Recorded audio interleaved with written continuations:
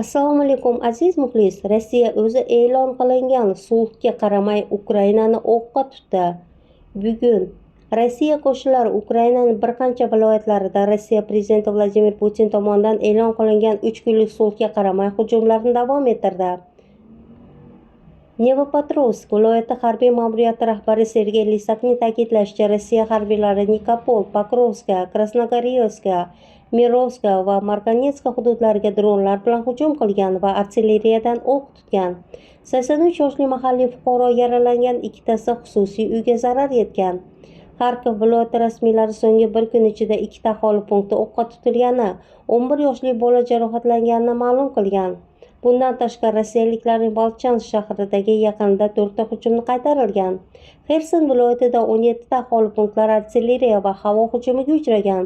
4 ta turar joy binosi shikastlangan, 1 kishi halok bo'lgan. Xersonda dron hujumi oqibatida 60 yoshli mahalliy fuqaro yaralangan. U og'ir ahvolda shifoxonaga yotqizilgan. Zaporojye viloyatida otishma oqibatida mahalliy aholi vakili halok bo'lgan.